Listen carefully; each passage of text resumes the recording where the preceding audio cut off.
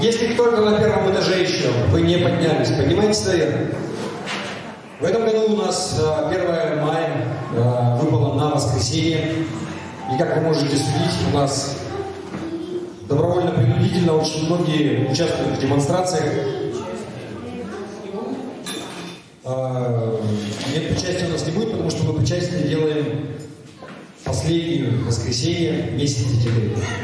Сегодня у нас первое воскресенье месяца, как раз у нас была еще и Пасха, и мы принимали причастие на прошлом собрании. Вот, давайте мы поднимемся на наши ноги. Слава Богу за всех, кто здесь есть, кто пришел. Потому что мы, конечно же, не будем переносить воскресенье, да? Никогда этого не делали. Неважно, какие праздники выпадают, но каждое воскресенье мы здесь для того, чтобы прославить Господа. Поклониться Ему. Аминь.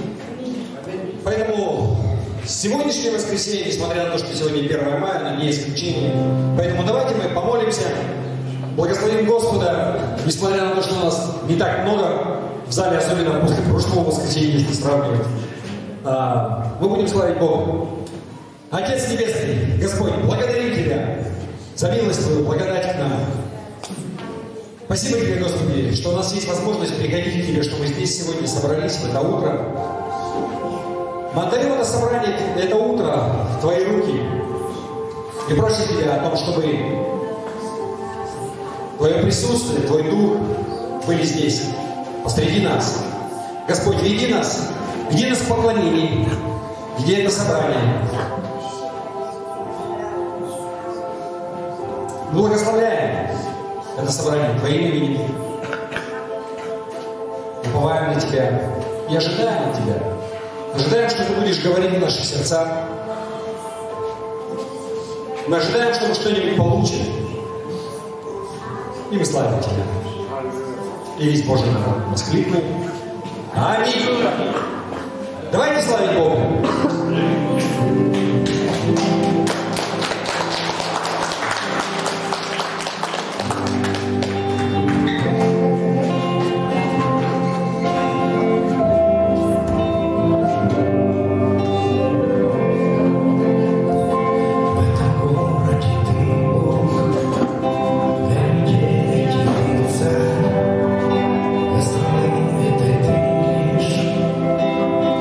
Господь,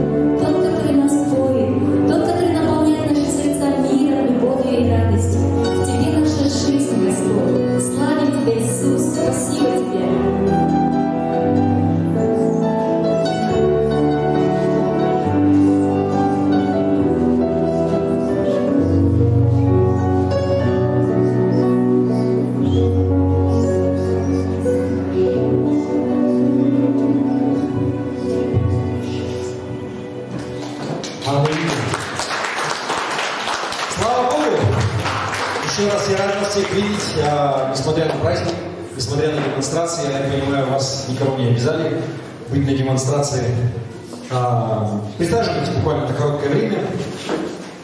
И, вы знаете, я сегодня не мог уехать от дома, потому что все было перекрыто. И люди везде попарковались, не смог взять машину, шел пешком и встретил несколько знакомых на демонстрациях, которые стояли.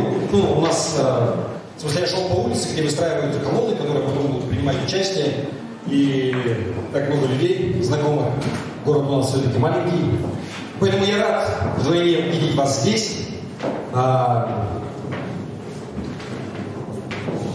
Не так часто у нас праздники выпадают в воскресенье. Да? Аллилуйя! Давайте мы детей позовем сразу. У нас не так много их сегодня, но тем не менее кто-то есть. Дети, подростки, выходите сюда, мы благословим вас, помолимся за вас. Также я хотел сказать, кто если помнит, у нас была в нашей церкви одно время сестра Вика Ужакова. Да, теперь у нее такая фамилия. Она сама с Казахстана, и она недавно родила девочку, и когда ребенок родился, были какие-то хрипы.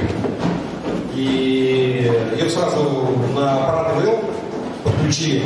И вот она просила молиться о том, чтобы с ребенком все было хорошо.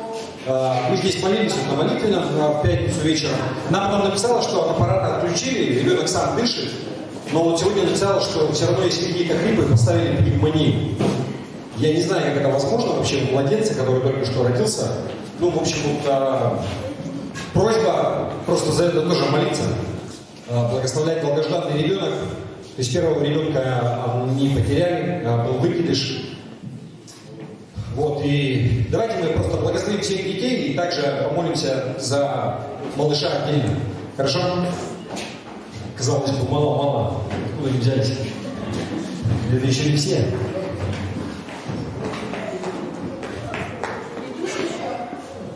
Ну ничего страшного, мы будем благословлять. Там кто-то поднимется. Господь, благодарим Тебя за каждого ребенка, который здесь, за каждого подростка. Также за всех детей, кто в нашей церкви, их нет по каким-либо причинам. Мы просим Тебя, Господи, Ты благослови каждого, как мы их сейчас благословляем. Всяким Твоим благословением, Господи. Пусть все в жизни у них состоится, Господи. Ты каждому предназначил делать какие-то добрые дела, исполнять. Господи, я прошу Тебя, благослови каждого ребенка, кто находится здесь сейчас, Господи. Пусть будет крепкое здоровье, пусть будут надежные друзья, пусть будут хорошие наставники в жизни. Господь.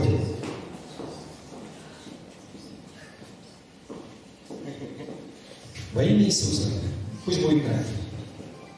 Весь Божий народ сказал. Аминь. Аминь.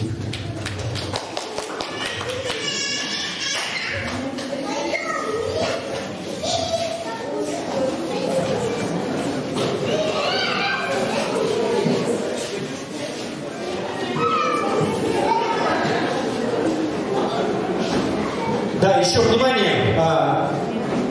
Кто обратил внимание, у нас внизу сделали детский манеж. Вчера у нас сестра специально приезжала и провела химчистку, пропылесосила ковровое покрытие там. Поэтому для родителей, для детей, кто там будет, заходить туда можно только босиком. Ну, имеется в виду без обуви, в носках, в колготках, чтобы не ходили. Хорошо?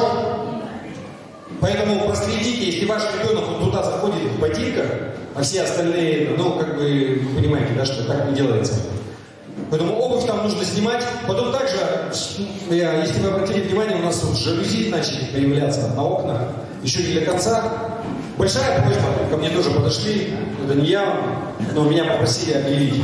Не нужно их оттягивать, дергать и так далее. У нас будут специально назначенные люди, которые будут их поднимать, закрывать и так далее. Потому что механизм там не очень надежный. Ну, в том смысле, что давайте продлим им жизнь, хорошо? Чтобы они у нас не развалились, не разлетелись. Поэтому, если вы видите, что кто-то вот так оттягивает, там, куда-то заглядывает, можно сказать, эй, хорошо? Где у нас еще объявления? Если уж мы начали с объявлений.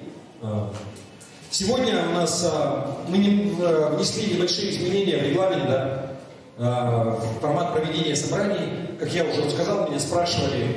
Хлебопреломление мы проводим теперь последнее воскресенье месяца. Раньше мы проводили в первое, сейчас у нас будет всегда в последнее.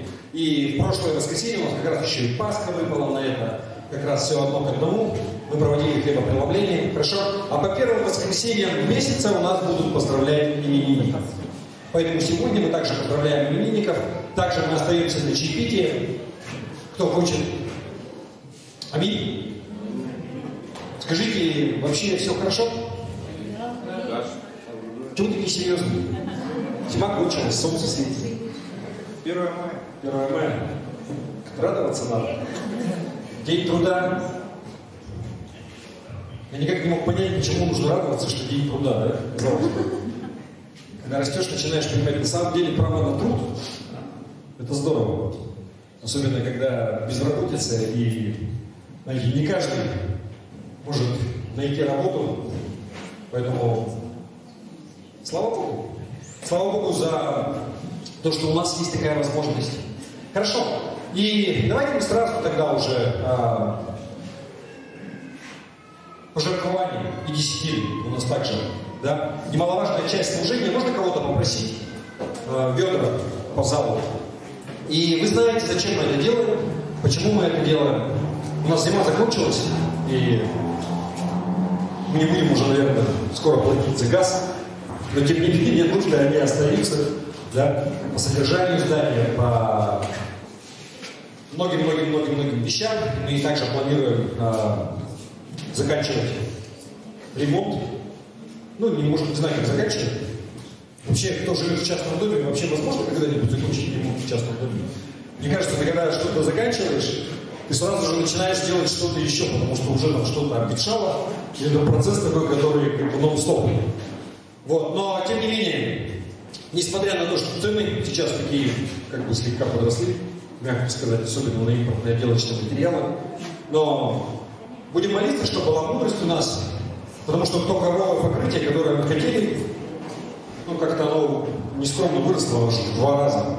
И то есть вместо 350-400 тысяч теперь надо там, 800, как бы, да, под это дело. И мне кажется, что это слегка перебор. Поэтому будем либо ждать лучших времен, либо купить что-то другое. Аллилуйя. Также пожертвование десятины можно делать в электронном виде, онлайн-переводами. Реквизиты у нас есть в группе, мы когда-нибудь сделаем так, чтобы они выводились сюда. Может быть, даже у нас будет QR-код, на который можно будет навести и все сделать. Ну, имеется в виду быстренько, модерново. Но пока, как бы, вот так. Смотрите в группу. Аллилуйя. Что я еще хотел сказать? Ничего не забыл. С объявлениями, наверное, все. Давайте мы помолимся. Просто мы не молились у нас, то есть, как я говорил, за этого младенца мы помолимся. Мы помолимся за наши нужды в нашей церкви, за наших родных, близких, хорошо? И перейдем к слову. Давайте мы встанем и помолимся. Господи, Отец Небесный, приходим к Тебе во имя Твоего Сына Иисуса Христа. И мы благодарим Тебя за нашу церковь, за наш город, за нашу страну. Мы просим Тебя, Господи, чтобы Твоя рука была над всеми нами. Господи, дай нам вести жизнь мирную в нашем городе, в нашей стране, в нашей республике. Мы просим Тебя, Господи, благослови руководство нашего города, нашей республики, нашей страны. Господи, пусть мудрость Твоя, она будет над ними в принятии решений. Великая ответственность, Господи, лежит на этих людях. И дай им искренне переживать за Твой народ, делать жизнь лучше, Господи. И те решения, которые они будут принимать, пусть они действительно оказывают положительное влияние на жизнь людей в стране. Господи, пусть, несмотря ни на что, на всякие санкции, жизнь в стране у людей, она меняется к лучшему, Господи. И мы просим Тебя, Господи, о том, чтобы Твое видение, Твое водительство, оно было в жизни каждого человека в нашей церкви. Чтобы никто не думал, что его жизнь, она тщетна, что она напрасна, но чтобы каждый он слышал голос Твой и шел за Тобой, Господи, и что она делала. И мы просим Тебя за всякого болящего, Господи, и прежде всего мы просим Тебя за его новорожденного ребенка. Господи, Ты благослови во имя Иисуса Христа, как мы сейчас благословляем. Запрещаем всякому вирусу, если это вирус, который вызвал эту пневмонию. Запрещаем всякому недугу, провозглашаем чистые легкие, чистое дыхание, божественное здоровье в жизни этой маленькой девочки, Господи. Сделай так, чтобы она поправилась, чтобы она выжила, и чтобы она выросла. Крепкая, здоровая. И пусть не будет никаких последствий, Господи, в ее жизни, в будущем, в ее здоровье. Вот все, что сейчас с ней происходит. Господи, дай утешение родителям, Господи, матери, отцу. Благослови их. Господи, мы просим Тебя также за каждого человека, за каждого болящего в нашей церкви сейчас, кто есть и есть. Господи, сверхъестественным образом провозглашаем исцеление, божественное здоровье. Потому что написано, что ранами Христа мы исцелились. Мы принимаем это, потому что Иисус Христос, наш Господь, и Он умер воскрес за нас. И Он понес и освободил нас от всякой болезни, от всякого греха. Вся слава да будет Тебе, Господи. Аллилуйя. И весь Божий народ сказал. Аминь. Аминь.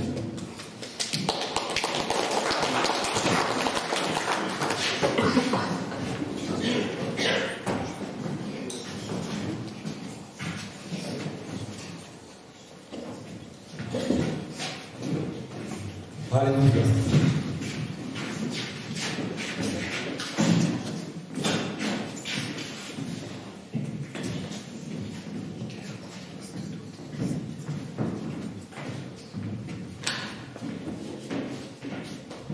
Как здорово он стал. Хочешь задний ряд включаешь лампочку, хочешь клип, хочешь два сразу.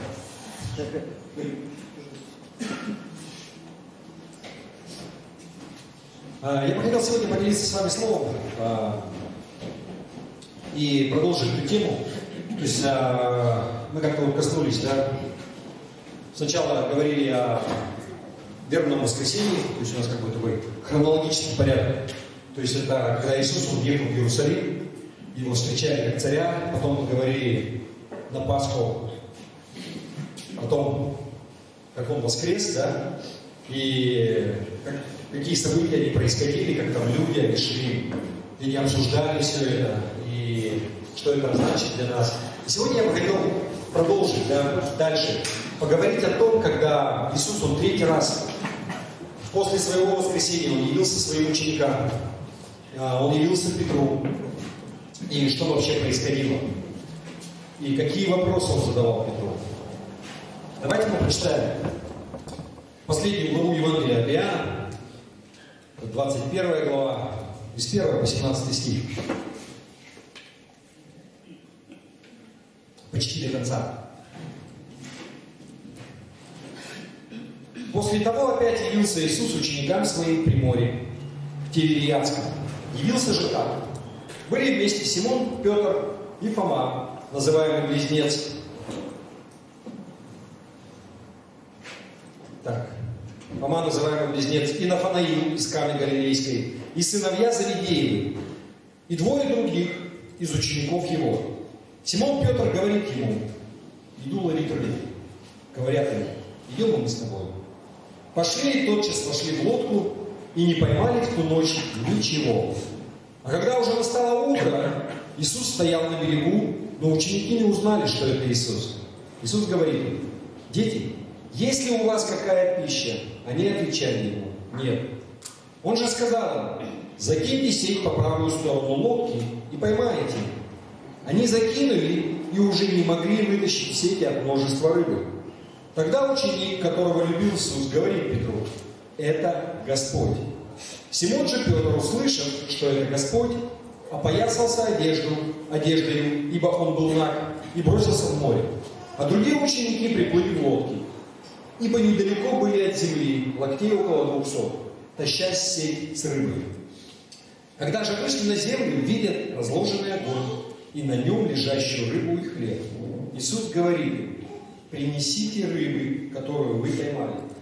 Симон Петр пошел и вытащил на землю сеть, наполненную большими рыбами, которых было 153. И при таком множестве не порвалась сеть. Иисус говорит им: придите, обедайте. Из учеников же никто не смел спросить его: кто ты, зная, что это Господь.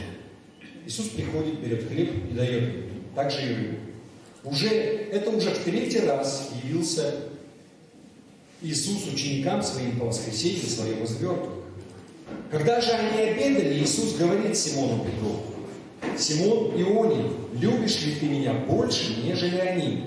Петр говорит ему: так, Господи, ты знаешь, что я люблю тебя. Иисус говорит ему: паси агнцев моих. Еще говорит ему в другой раз: Симон Ионин, любишь ли ты меня? Петр говорит ему: так, Господи, ты знаешь, что я люблю тебя. Иисус говорит ему: паси овец моих. Говорит ему в третий раз: Симон Ионин, любишь ли ты меня? Петр опечалился, что в третий раз спросил его: любишь ли меня? И сказал ему: Господи, ты все знаешь. Ты знаешь, что я люблю тебя.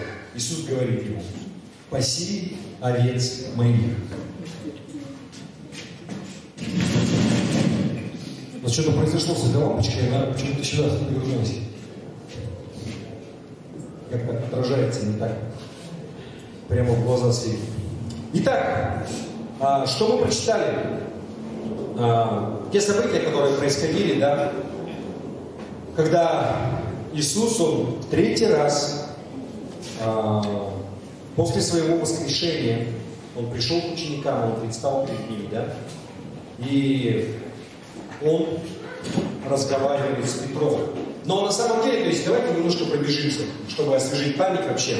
Что же происходило вообще? Потому что вот эта вот история, то, о чем сегодня я хотел поговорить, она началась не сейчас, не в этот момент, да, но за несколько дней до этого. И помните, да, что за несколько дней, буквально несколько дней, да, до этого, когда Иисус и ученики, они собрались на Песах, на Пасху еврейскую, да, и они преломляли хлеб, и Что произошло потом? Это Марка, 14 глава, 26-31 стих. 14 глава Марка, с 26 стиха. «И воспев, пошли на гору Елеонскую. И говорит им Иисус: все вы соблазнитесь о мне в ту ночь, ибо написано: поражу пастыря, и рассеются овцы.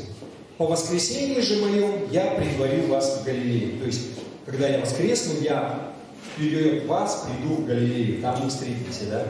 Петр сказал ему: если все соблазнятся, но не я. И говорит ему Иисус: истинно говорю тебе, что ныне в эту ночь, прежде нежели дважды пропоет петух, трижды отречешься от меня. И дальше мы все знаем, да, что происходило. Иисуса арестовали, его схватили, его привели, и Петр, он продался, да, во двор, когда Иисуса привели во двор первосвященника. И там все произошло то, как говорил Иисус. Да. Прежде чем петух он пропел дважды, Петр, он отказался от Иисуса 3 раза. То есть он 3 раза говорил, что я не знаю, кто этот человек. Никогда не слышал его имени. И после этого, да, когда, то есть Иисуса схватили, все ученики, они разбежались. Все рассеялись. Все, как было сказано, да. И после этого Христа распяли. Да? То есть его истязали, его прибили к кресту, смертная казнь такая была у римлян, и он умер там. Да? Его похоронили по обычаю, который существовал в той земле, то есть завернули, забальзамировали материю, да? Положили в гробницу, и через 3 дня Петр услышал, что гробница, она пустая. Да? Прибежали женщины и сказали, что гробница пустая. И там были 2 ангела, которые сказали: а что вы ищете здесь, да? Живого среди мертвых. Он воскрес. И Петр, что сделал? Он вскочил, и он побежал туда, он прибежал, и он убедился, да? Все так и есть, в том смысле, что гробница, она пустая, никого нет. А вот эти вот пелены, в которые Иисус был завернут, они там лежат. И вот Евангелие от Луки, 24 глава, 12 стих, говорится, да? Здесь Петр встал, побежал к гробу, наклонившись, увидел только пелены лежащие. И потом, и пошел назад, дивясь, то есть удивляясь сам себе произошедшему. Вот он шел и удивлялся. Надо же, что вообще происходит, да? И вы помните, когда мы говорили на Пасху и те места Писания, что происходило? Что когда женщины, Мария, они пришли, они сказали ученикам: его нет, он воскрес, да? Что написано? Что они не поверили, да? Как-то все это... Понятно, гробница пустая, вот это лежит, там вроде бы ангелы были, но поверить было очень трудно, да? И, знаете, многие исследователи Библии, они говорят, что вот у Петра, да, вот у него, в каком состоянии, я просто хочу, чтобы вы понимали, в каком состоянии человек вот здесь находился. Вот он прибежал, он посмотрел, и потом дальше вот эти все события происходят, там Иисус является, да, там, может быть, кому-то ученикам, но сам Петр, вот он был подавленный. У него было подавленное настроение, он был наполнен тоской. И не в том смысле, что он не радовался, что Иисус, он воскрес. Да? Здорово, Иисус, он воскрес. И то, что там он говорил, и просто чудеса. Но он также знал, что он предал Христа. Он-то от него отказался. И он знал, что он в этом смысле потерпел неудачу. То есть, вы представьте, он был простым рыбаком, который этим нарабатывал себе жизнь. Не особо ученый человек. И вот пришел Сын Божий, пророк, да, призвал его и сказал: останься и иди за мной. И он 3 года ходил с ним, и он постигал учение. И вот это уже был его смысл жизни. И он шел, и он готовился к тому, что вот он будет с Господом все время. И потом такое происходит. Да? Иисуса распинают, он умирает. И мало того, Петр он еще и отказывается от него. Еще и 3 раза говорит: не знаю, кто такой, я вообще здесь не при делах. Что за человек? И даже, я к чему это говорю, знаете, когда эта мысль, когда новость эта пришла, что Иисус, Он воскрес, Он живой. Для Петра, как вы знаете, вот такое было, он понимал, что вот так же, как раньше, уже не будет никогда. Пусть даже Иисус, Он живой, Он сейчас придет, но я от Него отказался. Вот тех вот отношений уже, да, или вот такого вот, оно не будет. И что происходит, да, вообще? Что Он делает? Мы узнаем, Иисус где-то воскрес, что там это.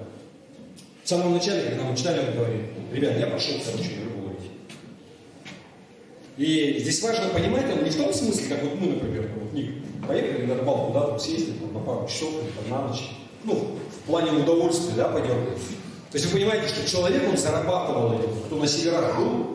То есть там рыбалка, она не такая веселая. То есть тяжкий труд с утра до вечера, да. То есть сети и просто работа тяжелая, изнурительная, ты из рыбы воняешь. То есть ее там заготавливать надо, чистить и так далее. Это вот то, чем они занимались, да. И здесь, когда он говорит, что я пошел ловить рыбу, это что означает? Это не означает, что я там поехал отдохнуть, да, или там развеюсь немножко, да, посижу. Он говорит, что я возвращаюсь обратно к тому, что я знаю. Вот чем я раньше зарабатывал себе на жизнь, да, потому что, как-то вот вся эта вот религиозная вещь какая-то, да, там, с Иисусом у меня как-то не очень получилось. Да, то есть я все это оставляю, здесь суть в этом. Я возвращаюсь к своей прежней жизни. Я пошел обратно ловить рыбу. Вот в этом суть этого, да. И кто-то говорит: да, мы с тобой тоже. То есть он возвращается к своему старому образу жизни. То, от чего его призвал Иисус, и говорит, что оставь все и следуй за мной, да. Я тебя сделаю ловцом человека, да, что ты будешь не рыбу ловить, но людей. Здесь мы говорим: я обратно все это оставляю. И что происходит, да? Те ребята, кто к нему присоединяются, они всю ночь ловят. Ладно бы еще там это, и вообще ничего. Пусто.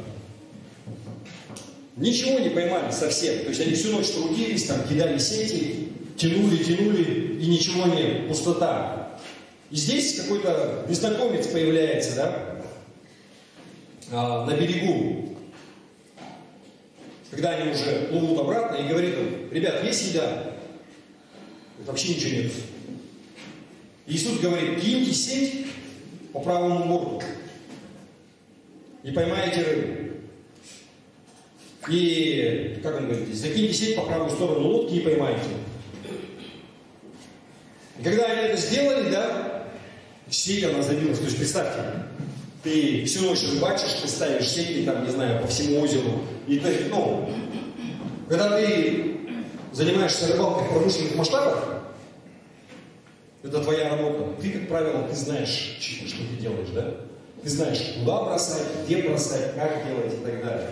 И когда ты всю ночь ловишь и ничего не происходит, а здесь, говорит, с правой стороны, киньте, где вы стоите, и поймаете, да? Это понятно, что это чудо. И интересная вещь, да, что это не первый раз, когда такое происходит. В самом начале, когда Иисус он только пришел к Петру, вот они ловили рыбу тогда, да? Вот он пришел, и та же самая ситуация, да, происходила. Давайте мы посмотрим, это Евангелие от Луки, 5 глава, 4-6 стих. То есть там Петр, Иаков и Иоанн. Они трое были рыбаками, вот они в одной лодке, они ловят. И Иисус, он только пришел к ним, да? Он их учил, и здесь с 4 стиха. Когда же перестал учить, сказал Симону: отплыви на глубину и закинь сети свои для лова.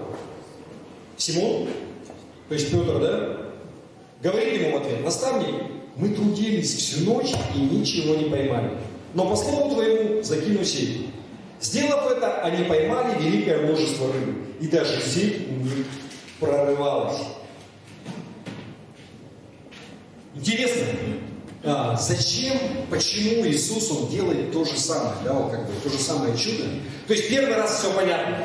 Ну, я могу, как бы, да, логически размышляя, то есть представьте, вот они, обыкновенные простые рыбаки, которые Иисус, Он хочет их призвать, чтобы они стали Его учениками, да. И вот они рыбачат, они ничего не поймали, и первый раз все ясно и понятно. Иисус хотел привлечь их внимание, да. Он однозначно привлек. Он хотел их сделать своими учениками и показать, что, то есть я, тот, кто творит чудеса, тот, за которым следует идти, и так далее, и так далее. Да, можно привести такие примеры. Вы согласны? Да. Он пытался их убедить, да? Более того, нужно было как-то убедить этих людей оставить вообще их профессиональную деятельность, их род занятий, да? Он говорит, оставьте все и следуйте за мной. И как бы вот просто так, да, ну, хорошо, ты говоришь складно там, и как-то, ну, все бросить и пойти, а о чем есть будет. Что мы будем? И здесь он просто показал, ребят, со мной не пропадете. Да? Если я как мог вам просто там закиньте, они взяли и вытянули, там, не знаю, месячную норму сразу, да?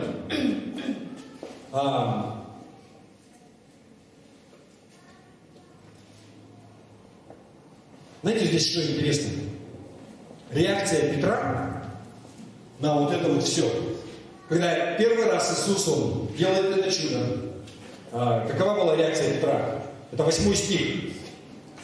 Евангелие от Луки, 5 глава, 8 стих. Увидев это, Симон Петр припал к коленям Иисуса и сказал: «Выйди от меня, Господи, потому что я человек грешный». Интересно. Петр делает это первое чудо, которое он совершил для Петра, да, ну, при котором Петр он присутствовал. И он увидел это чудо. И это чудо, когда оно совершилось, оно заставило Петра почувствовать, что он грешный человек. И здесь, во второй раз, Иисус, Он опять делает то же самое чудо. Я думаю, что Он делает это так же, потому что Он понимает, что Петр, он чувствует, что он грешный. Что ему нужно прощение. Он уже знает, он верит, что он грешный человек. Но не просто грешный, да, он никчемный, бесполезный. То есть вот все, к чему его там готовили, он там себя вокруг бил, все прахом пошло вообще. Он чувствует, что он неудачник. Что я хочу сказать, что Иисус, Он специально пришел и искал Петра, потому что Он понимал, что Петр нуждается в этом. Что он нуждается, ему нужно было прощение. Он никак не мог вот это вот оставить, у него просто его совесть, она его мучила.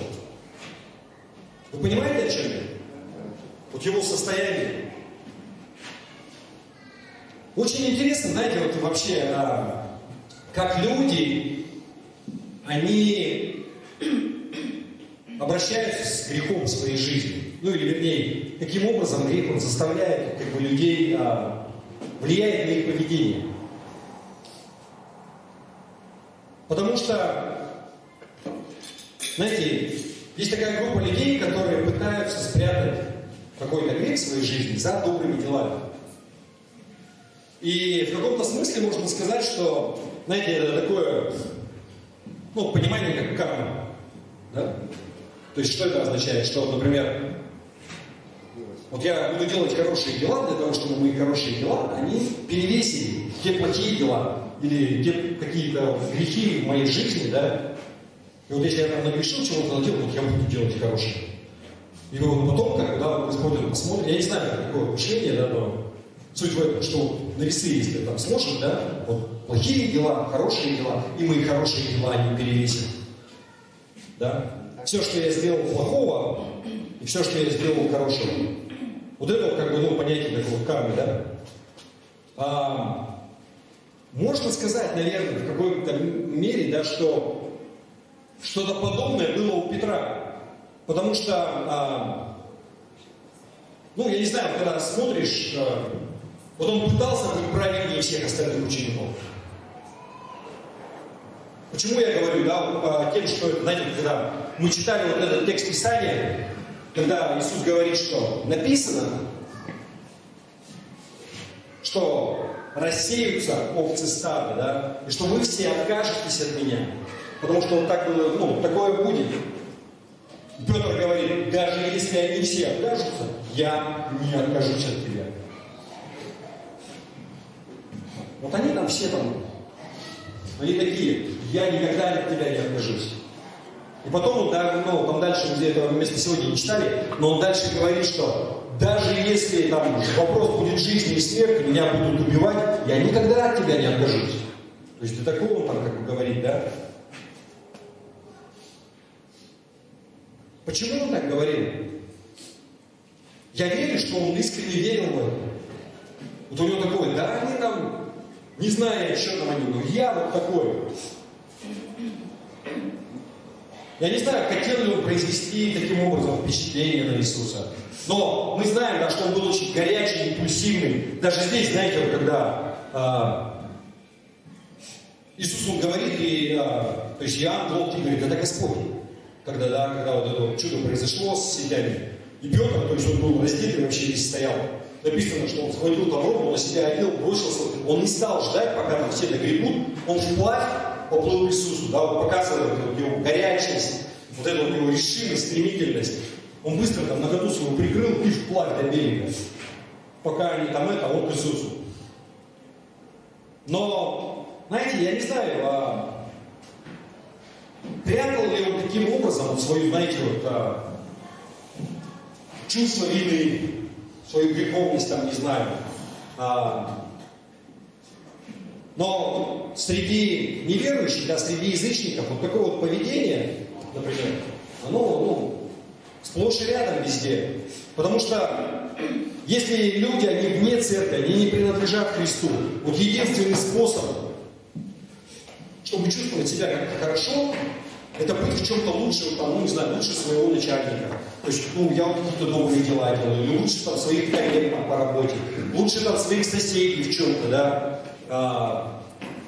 Вы понимаете, о чем я? Или, я же не совсем там делаю. Но интересно, что в церквях христиане, они также могут, быть подвержены этому и поступать подобным образом. Что я имею в виду? Они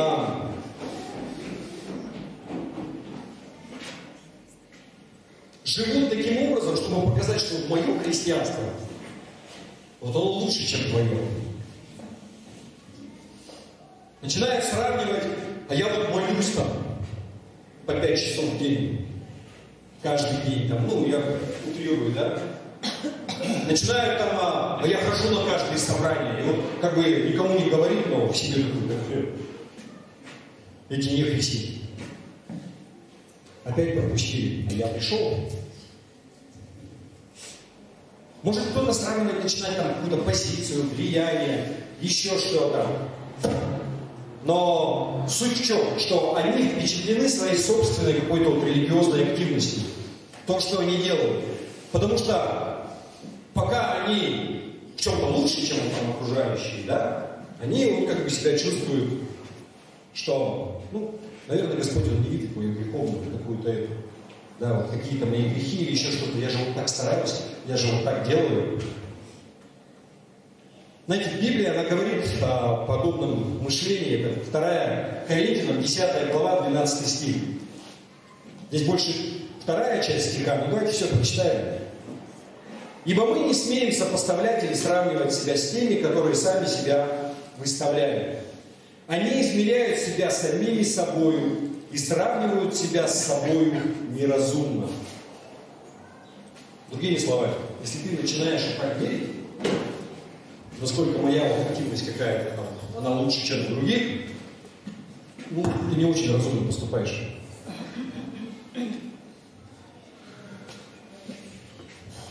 Вы согласны со мной? Нет?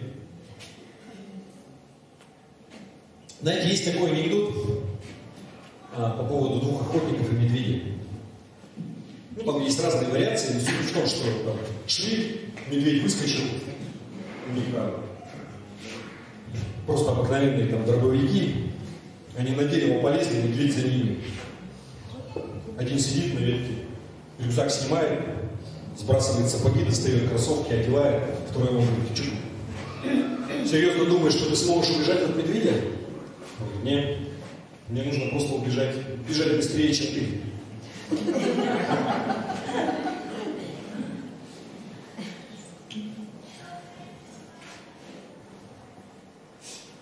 Ты не сможешь убежать от медведя. Но люди, которые вот пытаются в своей праведности обогнать своих соседей, да, или кого-то вот рядом, вот у них подобное как бы мышление, они думают, что они смогут бежать быстрее этого медведя. И что тогда Бог, он как этот медведь дал, если этим вторым займется, он не увидит мой грех. Вот пусть он там с ним, как бы, да, он пока там его там. Но проблема заключается в том, что ты все равно не сможешь убежать от медведя. Пока твоя греховная натура, она не убрана полностью вообще, ты не можешь бежать быстрее, потому что медведь все еще там. Твой грех, он рано или поздно тебя догонит. Вы понимаете, о чем я? Ты можешь маскировать там какими-то делами, там еще что-то. Но если вот это вот оно осталось, рано или поздно он тебя догонит и поймает и пережует. Итак, один способ, как говорю, это люди, как они поступают за грехом в своей жизни. Они пытаются спрятать грех, то, что есть в жизни, за какими-то хорошими поступками, за хорошими делами, за вот такой вот, за таким фасадом. А я вот делаю вот такое. Но другие люди, когда происходит что-то, они чувствуют, что они виноваты, у них есть грех, есть какое-то осуждение в жизни. Они по-другому действуют. Знаете, что они делают? Они прячутся. Они пытаются спрятать себя от Бога. И это то, что вот здесь Петр пытался сделать. Пошел он все. Пошел я обратно рыбу ловить.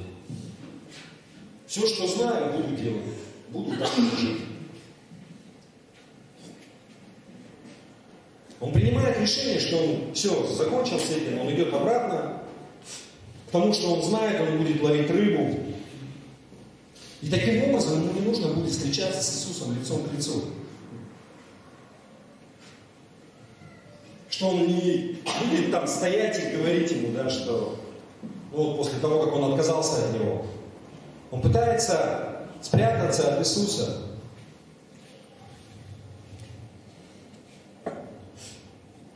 Вы знаете, было еще пару человек, которые в Писании, которые поступали подобным образом. Это Адам и Ева. Да, в самом начале. Вы помните, Бог их создал, рай, они ходили с Богом, имели общение, все что угодно, но Бог сказал, вот того-то и того-то не делайте, да, не ешьте там дерево. И когда они съели, они ослушались Бога, они согрешили. И потом что? Бог он приходит. Это Бытие 3 глава, 8 стих. И услышали голос Господа Бога, входящего в раю во время прохлады дня. И скрылся, то есть спрятался Адам, да? И жена его от лица Господа Бога между деревьями рая. Зачем они прятались от Бога? Ну, потому что как-то, во-первых, они познали, да? Это стыдно. И вот если с Господом встречусь, вдруг он узнает, но он поймет, что я как бы согрешил, да, что я ослушался его. А вот спрячете, ну, не знаю.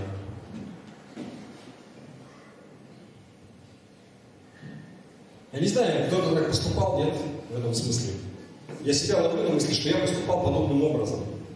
Знаете, ты в молитве молишься, и потом ты понимаешь, что тебе нужно в чем-то покаяться, да? И ты доходишь до этой части и такой, ну, надо решить, пускай, а я не буду. Ну, потому что если я сейчас Богу расскажу, он же узнает об этом, да? и потом как бы мне предъявит. Насколько это глупо? Ты понимаешь, что ты все равно делаешь, да? Потому что если ты не расскажешь, он не узнает, да?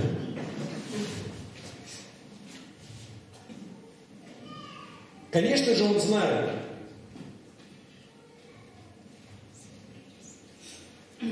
Даже если ты не исповедуешь, да, не расскажешь ему этот грех, он все равно знает. Он знает все твои мысли, все твои дела. Нет ничего такого, чтобы ты мог делать или думать, чего он не знает о тебе. Потому что Бог, Он вездесущий.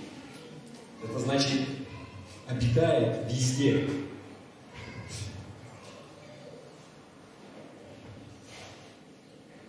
Единственный способ это вообще решить проблему, это прийти к Иисусу.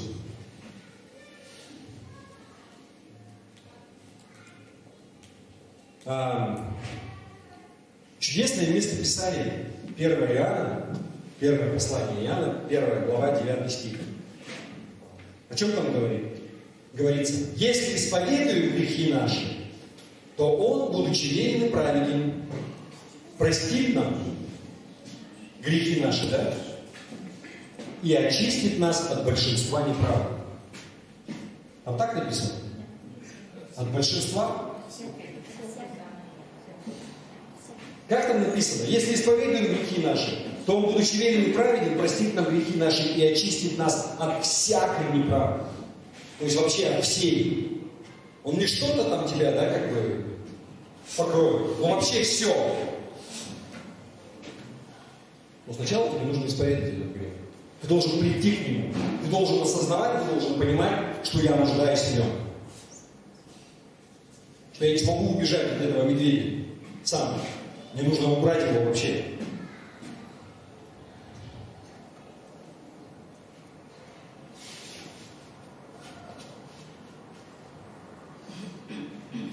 То есть ты должен исповедовать этот грех, ты должен сначала прийти к Иисусу. Но здесь у нас какая ситуация? Петр, он не хочет приходить, да? Ну или непонятно, где его искать, там, что происходит. И тогда что происходит? Иисус, он сам приходит к Петру. Да? И, знаете, есть такое место Писания, Ефесянам 5 глава, 13-14 стих. Ефесянам 5, 13-14. Все же обнаруживаемое делается явным от света, ибо все делаешься явным, свет есть. Поэтому сказано, встань спящий и воскресни из мертвых, и осветит тебя Христос. Иисус – это свет мира. Он светит, да? И Он пришел для того, чтобы в этой ситуации пролить этот свет на Петра, на его жизнь. Каким образом Он пролил этот свет на Петра? Что Он сделал? Он приготовил там еды, сел с ним, покормил его и поговорил с ним. Да? То есть он, задал ему вопросы, несмотря на все, что там происходило. Видишь ты? Знаете, бывает такое, что есть какой-то, например, грех у людей в церкви. Может быть, даже бывает такое, знаете, что все знают об этом, ну или большинство знают. И люди игнорируют это. Как бы, знаете, такое мышление, что если просто как бы не обращать внимания, все как-то само собой рассосется. Вот оно как-то там рассосется. Я сейчас не говорю про нашу церковь, да? Я не знаю такого. Слава Богу, у нас вроде бы этого нет. Но суть в чем? Если ты постоянно заметаешь мусор под ковер, то рано или поздно там образуется кучка. И кто-нибудь обязательно споткнется. Это уже, поверьте моему опыту. Рано или поздно придется разгребать эту кучу мусора все равно. И лучше раньше, чем позже. И это то, что происходит с грехом постоянно. Если ты с ним сразу не разбираешься, ты продолжаешь его игнорировать, заметать, все только хуже становится. Лучше не становится. Становится хуже. И это истина для церкви, это истина для твоего дома, для твоей жизни, где бы что бы ни было. То есть с грехом надо разбираться сразу. И здесь Иисус, да, он сидит с Петром, пока вообще все там дальше хуже не стало. Вот он уже весь в осуждении, все брошу, уйду, вот как бы такой поворотный момент в его жизни. Ничего не получилось. И он садится с ним, да, не для того, чтобы поковырять его там где-нибудь, надавить на болевые точки. Не для того, чтобы осудить его. Не для этого, да, для того, чтобы разобраться с этим. Для чего? Для того, чтобы вернуть его обратно. Завоевать его обратно. И он сидит с ним, разговаривает с ним, ест с ним. И что Иисус он его спрашивает? Любишь ли ты меня? Да? 3 раза. Причем Петр на последний раз. Что ты меня спрашиваешь уже? 3 раз, да? Знаешь же, что люблю. Почему он спрашивает его 3 раза? Я не знаю. Как бы, да, я могу только догадываться, и, как правило, это, знаете, по той причине, когда родители постоянно повторяют детям. Вот если я хочу что-то донести, потому что если ты говоришь, например, положи там масло в холодильник, потому что если ты его не положишь, оно растает. Вечером приходишь, там еще солнце в окно светит, все так лежало, так и лежит. Почему? Потому что 1 раз сказал. Может быть поэтому, да, я не знаю, если ты хочешь что-то донести, значит, ты 3 раза, ты положил, ну или там, нужно то-то и то-то делать. Может быть, потому что Петр он 3 раза отрекся. Знаете, вот здесь он 3 раза спрашивает, ты любишь меня? Люблю. Он до этого сказал, что не знаю 3 раза, а теперь говорит, что люблю 3 раза. В этом тоже может быть, наверное, есть какой-то символизм. Но, вы знаете, вообще, когда Бог он хочет что-то донести до человека, уж лучше лишний раз убедиться и еще раз спросить, да? Интересная вещь, что когда потом в деяниях уже описывается, да, когда Петр он получил великое откровение от Бога, да, видение, что Евангелие это не только для евреев, оно для всех народов, да, для язычников. И вы помните, у него было вот это вот видение, что всякие нечистые животные, там, а он есть очень сильно хотел, да, и он был в таком трансе, да, и когда видение ему от Бога было, и был голос, встань и ешь.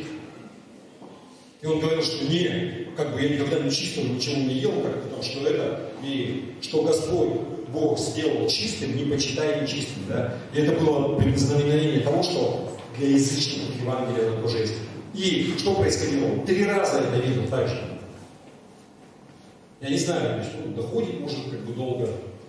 Но я думаю, что скорее всего это потому, что, чтобы убедиться.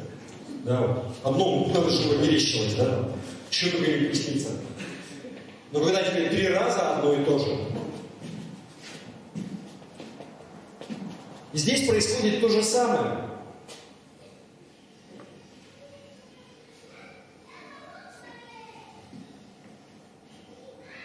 Но я думаю, что так же, знаете, потому что на самом деле это самый важный вопрос в жизни каждого человека, на который человек может ответить.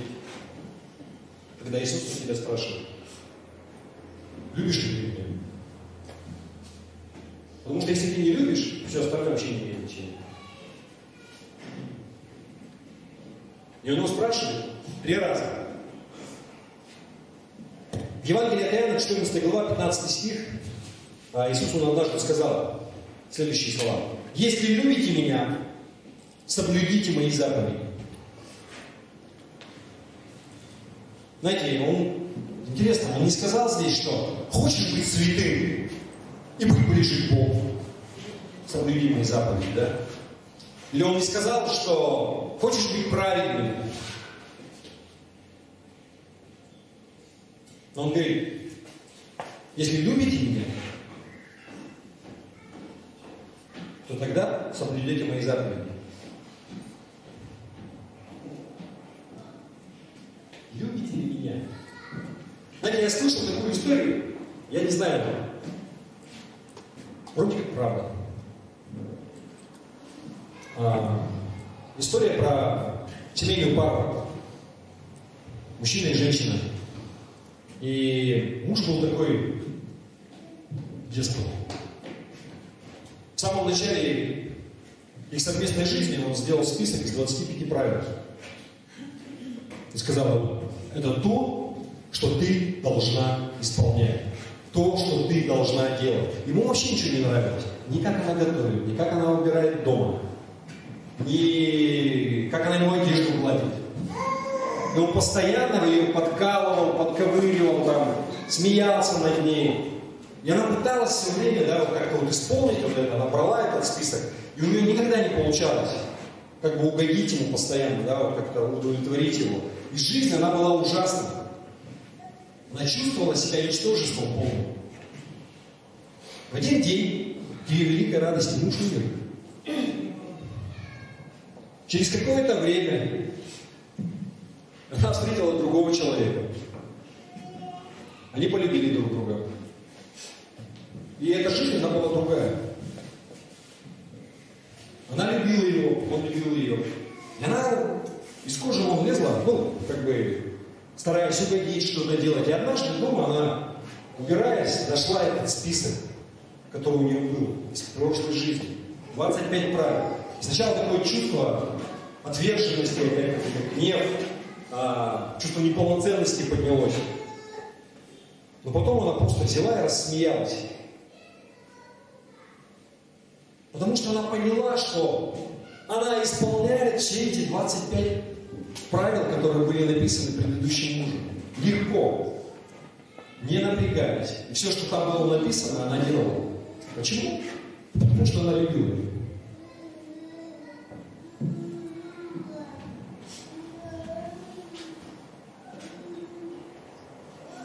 Иисус спрашивает: Петр, любишь ли ты меня?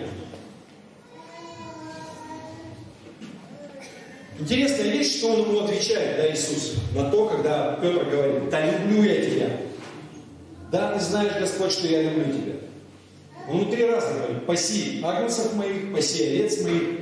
Еще раз, да, паси овец моих. Я хочу, чтобы вы обратили внимание, да, что Иисус он не говорит: любишь меня? Да, люблю. Изучай Библию, запишись на курсы, читай там, знай Писание. Важно ли это? Конечно, это важно. Хочешь знать волю Божию в твоей жизни? Важно знать Писание.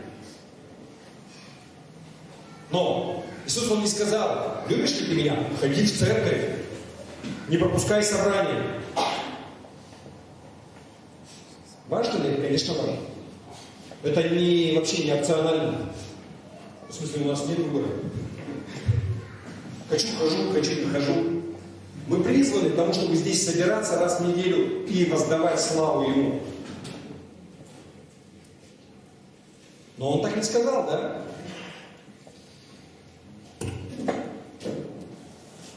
Иисус не сказал, что любишь ли ты меня? Люблю. Веди правильную жизнь. Будь правильным. Важно ли? Конечно, важно вообще. Если ты неправильный, то,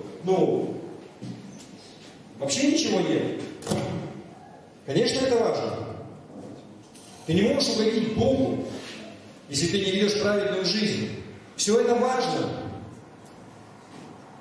Но если ты все это исполняешь, а вот то, что Он сказал, этого не делаешь, что паси овец моих. Что это означает? Корми моих овец, заботься о них, да? Давай пищу. Тогда все это, если ты это делаешь, а этого не делаешь, не имеет никакого значения. Почему? Потому что христианство, наша вера, она не вращается вокруг тебя. Если человек, он не понял, что христианство, когда ты пришел ко Христу, это не по поводу тебя вообще. Не по поводу твоих желаний, твоих хотелок. То есть это, не знаете, одинокий рыцарь на благородном коне. И я вот один там вершу великие дела для Господа. Иисус, Он спас тебя для чего? Для того, чтобы ты был таким, как Он. Вы согласны? Знаменитое место Писания, да, молодой стих Библии, Иоанна 3,16, Евангелие от Иоанна 3,16. Ибо так возлюбил Бог этот мир, что отдал Сына Своего, да, вы там дальше знаете. Но есть еще одно, да, место Писания, это первое послание Иоанна, 3 глава, 16 стих.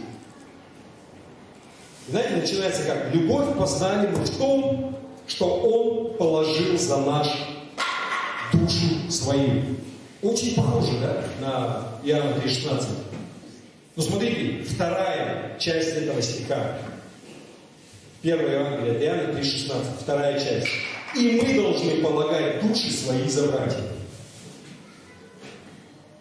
Мы жизнь свою должны полагать за братьев, за сестер во Христе. Он говорит: любишь меня, паси стадо мое, делай что-то для них. Не только в тебе, вот там, золотом, хорошим смыслом. Другими словами, если хочешь быть как Иисус, должен любить как Он. Паси овец Его, корми их, заботься о них. Любишь Его, тогда это вот, что тебе нужно делать. В этом и заключается вот любовь Христа. Любовь ко Христу имеется в виду. Любишь Христа? Говорит: любишь меня? Паси Христа. Паси моих овец. Заботься о них, корми их. Я понятно говорю?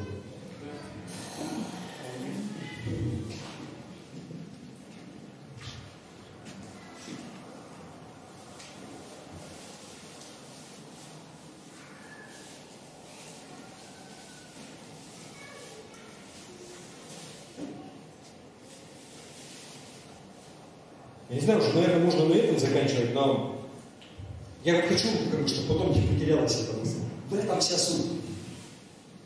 Любишь ли ты меня? Паси мою стадо, паси моих овец. Но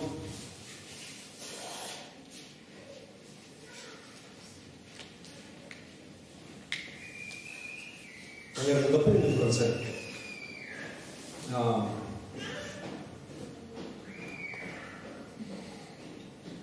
Если ты не осознаешь, что ты грешник, который нуждается в Иисусе, что ты нуждаешься в Нем, что Он нужен тебе, что тебе нужно прощение. Если ты этого не осознаешь, ты никогда не сможешь любить Иисуса. Пока ты не поймешь, что Иисус тебе нужен больше, чем ты Ему, ты не сможешь Его любить. Знаете, вот я думаю, что, вот у Петра, вот до сих пор, до этого момента, вот вообще, на протяжении всего, знаете, он чувствовал себя таким, не знаю, ангелом-хранителем, там, или назовите, вот такой, знаете, служба безопасности Петра, да, помощник во всем там и так далее. Он молодой, в смысле, там, решительной силой, такой, помните, он до такой этому говорил: Господи, когда Иисус, Он начал открывать вообще ученикам, что вот мне предстоит кто-то и кто-то пройти. И что меня схватят, меня будут пытать, мучить, потом меня распнут, я умру. И он отослал в сторону и говорит: Господи, ты что? Да не будет этого с тобой. А зачем тебе это надо вообще? Ты послушай меня. Да, и Иисус ему говорит: отойди от меня, сатана. Но потом, когда, помните, я уже в другой проповеди это приводил, когда он там, здесь он ему сказал, что отойди от меня, но он все равно все контролировал, да? Он нуждается во мне, он нуждается, чтобы я опекал его, защищал. Учитель блаженный ходит, не понимая, как мир устроен. И он там вооружился, с мечом ходил. Когда Иисуса пытались арестовать, да, в Гефсиманском саду, выходил меч, там, то есть он сказал, что вот мне предстоит это пройти. Он специально туда пришел, он сказал, что вот это будет. Всех убьют.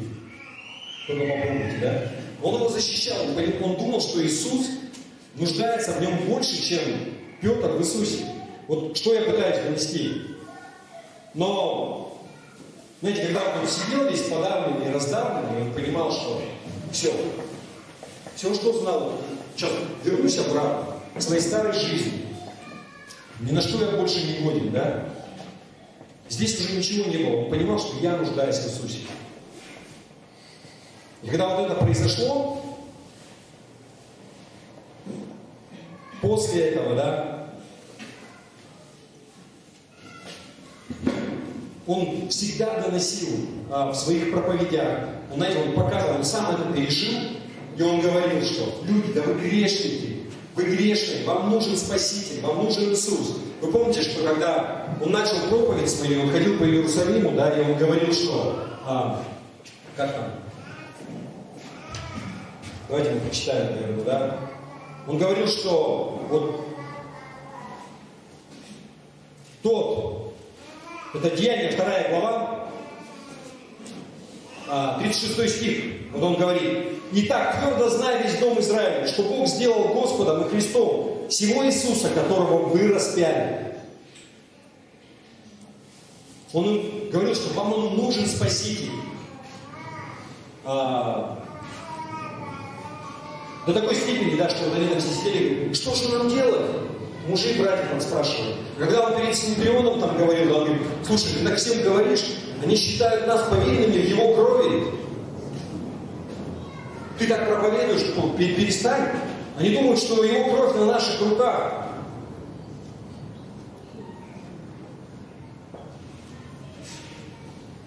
Но так ли это? Была ли она? Кровь на их руках. Да? Но не потому, что они его убили, распяли, да? Ну, не только поэтому. Да потому что они были грешники. Они нуждались в спасении. То же самое, как ты и я. Мы нуждаемся в нем, мы нуждаемся в его крови.